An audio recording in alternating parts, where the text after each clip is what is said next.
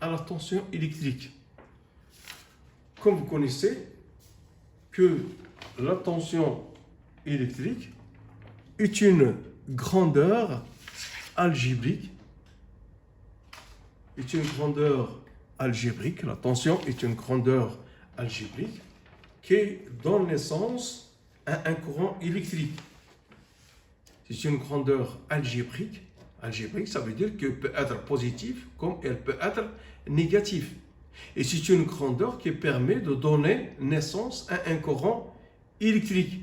Son unité est le volt. On peut avoir 10 multiples de volts, c'est-à-dire le kilovolt, ou bien des sous-multiples des millivolts, c'est-à-dire 10-3. Kilovolt est égal à 10 puissance 3 volts, et millivolt est égal à 10-3 volts. Donc, la mesure de cette tension, elle est mesurée par un voltmètre. Alors, vous avez deux types de voltmètres, soit un voltmètre analogique ou à aiguille, soit un voltmètre numérique ou digital. Comme vous voyez ici, c'est un voltmètre, mais numérique, c'est-à-dire on affiche les résultats. Donc, le symbole de la tension est donné par comme V, donc on note pas V, et que le voltmètre il est toujours branché en parallèle, comme vous voyez ici. Si on veut mesurer la tension aux bornes de ce récepteur, de cette lampe, on le branche en parallèle. Il faut le brancher en parallèle. Donc on le branche en parallèle. Donc, cette tension, soit si on le mesure à l'aide d'un ampèremètre digital, il faut choisir le calibre. Il faut choisir le calibre. Et puisqu'on ne connaît pas, que soit avec un voltmètre digital ou analogique, donc il faut bien choisir, une fois branché votre voltmètre sur le lieu où vous allez mesurer la tension, donc il faut le brancher en parallèle, il faut choisir le calibre. Mais la question qui se pose, quel est le calibre que je vais choisir, sachant que je ne connais pas la tension que je veux mesurer. Donc je vais commencer par la tension la plus grande de votre voltmètre. Donc une fois mesuré la tension, donc vous allez régler votre tension par un calibre qui est proche de la valeur mesurée. Donc, ça avec un voltmètre numérique qui donne le résultat, qui affiche directement le résultat. Mais pour un voltmètre analogique ou à aiguille, donc comme le cas de l'ampèremètre, donc on a U est égal à C fois N, c'est-à-dire le calibre. Il faut choisir le calibre le plus important dans votre voltmètre. N, c'est la déviation, c'est la position de l'aiguille à l'échelle de lecteur, et N0, nombre total de graduation à l'échelle du lecteur. Donc, et il faut savoir que la tension aux bornes d'un interrupteur fermé, est égale à 0, et bien sûr la tension aux bornes d'un fil de connexion est égal à 0. Et bien sûr, si on veut mesurer, par exemple, la tension aux bornes d'une pile qui est parcourue par un courant, donc il va nous donner un résultat. Mais il faut faire attention que toujours le voltmètre, il est branché en parallèle. C'est pas comme dans le cas de l'ampèremètre. C'est pas comme dans le cas de l'ampèremètre où il est branché en série. Dans le cas du voltmètre, il est branché en parallèle. La même chose, donc la chose qu'on va savoir, comme le cas de l'intensité de courant. L'intensité de courant, on a sur le voltmètre, il est indiqué la classe. Et cette classe multipliée par laquelle il se sent, ça permet de donner l'incertitude absolue. Et cette incertitude absolue est due, par exemple, c'est une erreur qui est causée soit par l'observateur, soit par l'appareil. Donc il faut la calculer. Donc c'est une valeur qui est calculée, ce qu'on appelle l'incertitude absolue. Delta U est égal à la classe qui est donnée par la, est écrite, enregistrée sur l'appareil, multipliée par un calibre sur 100. Donc une fois calculée cette incertitude absolue, donc je peux calculer l'incertitude relative, c'est la précision. Et cette précision, c'est delta U. Je vais faire le rapport de delta U sur U, c'est-à-dire, et je trouve une valeur, et tant que cette valeur elle est faible, ça veut dire que l'erreur elle est faible. Donc, il donne la précision. Donc, autre chose, c'est que, par exemple, on a l'additivité des tensions. On a l'additivité des tensions, comme vous voyez ici. C'est comme ces branches, ces ampoules, elles sont branchées en série.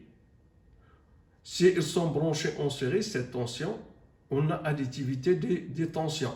Que la tension générée par le générateur est égale à la somme des tensions enregistrées, données, mesurées de part et d'autre de ces ampoules. Donc, dans l'ampoule 1, vous avez 4,5.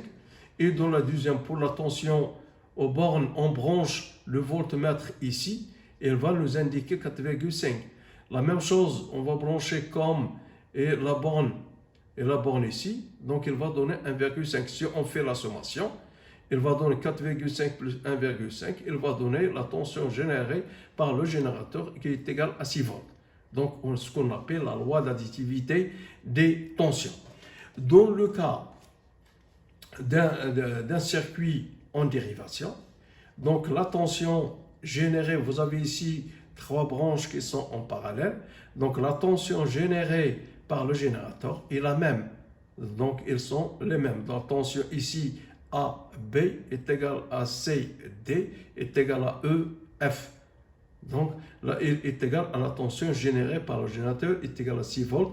La tension générée par le générateur mesurée donnée par le générateur c'est 6 volts. Donc tous les ampoules ils ont 6 volts puisqu'ils sont branchés en parallèle. C'est pas comme dans le cas d'un circuit serré où il y a additivité ou bien sommation des tensions.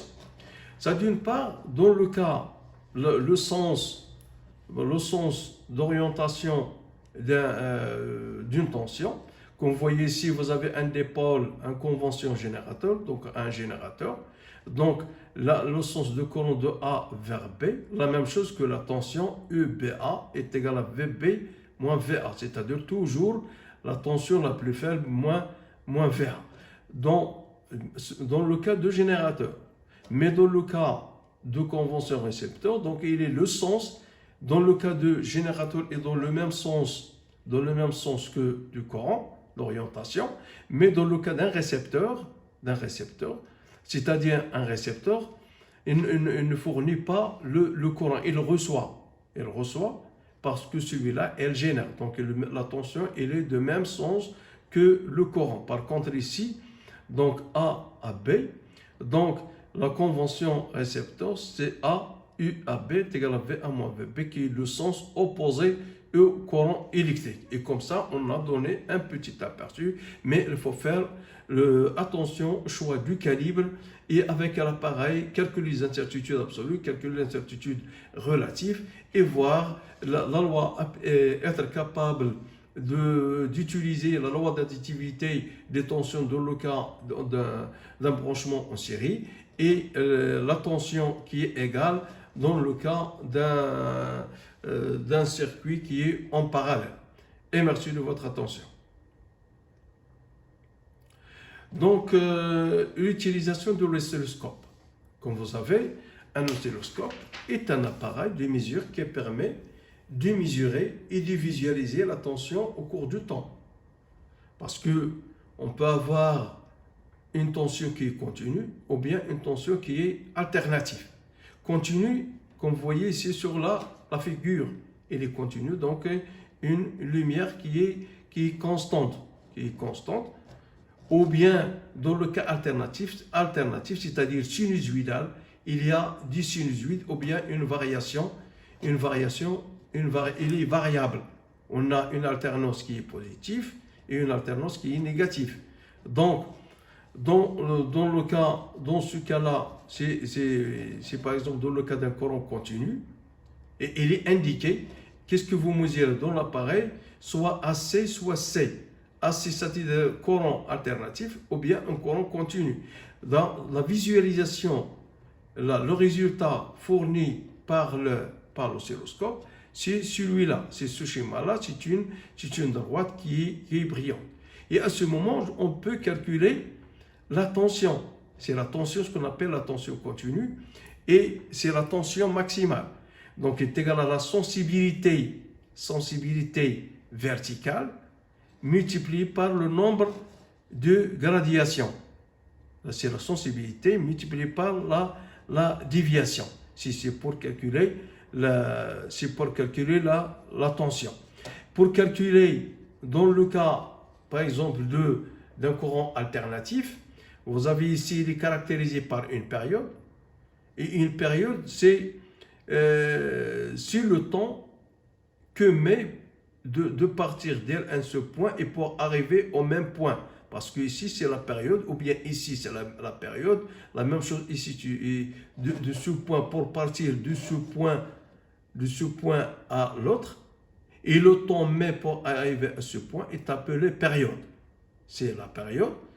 Et le nombre de fois que se répète cette fluctuation, bien cette variation, est appelée fréquence. Celle-là, elle est exprimée en secondes et la fréquence est exprimée en hertz, mais dans le cas de la tension alternative. Donc, pour calculer la même chose pour la tension, on a la tension max est égale à la sensibilité, à cette tension maximale, c'est la tension ou bien l'amplitude maximale, est égale à l'amplitude multipliée par la sensibilité verticale. La sensibilité verticale, c'est le nombre de volts par division, c'est-à-dire par carreau ou bien par millimètre, etc. C'est ça ce qu'on appelle la sensibilité verticale multipliée par cette déviation YM. Mais pour calculer la période, c'est selon l'axe horizontal, ça selon l'axe vertical, la tension, mais la période selon l'axe horizontal. C'est la sensibilité multipliée par X, c'est-à-dire vous avez trouvé un carreau et vous connaissez qu'un carreau correspond à 2 volts par carreau, donc il faut le multiplier pour trouver la tension, et cette tension elle est exprimée en secondes et la fréquence elle est exprimée en hertz. Et c'est ça le rôle d'un oscilloscope. Elle permet de mesurer et de visualiser la tension, que ce soit continue ou bien continue ou bien alternative. Et merci de votre attention. Maintenant, je passe à la tension efficace. Donc, la tension efficace, le voltmètre numérique donne directement la valeur de la tension mesurée. Donc, comme vous voyez ici, vous avez 230 une fois branché. Je mesure la tension au borne de ce prise et donne une valeur de 230. Et cette mesure de cette valeur, elle est ce qu'on appelle la tension efficace. Mais dans le cas d'un courant sinusoïdal, donc la tension qu'on mesure, c'est la tension max, UM.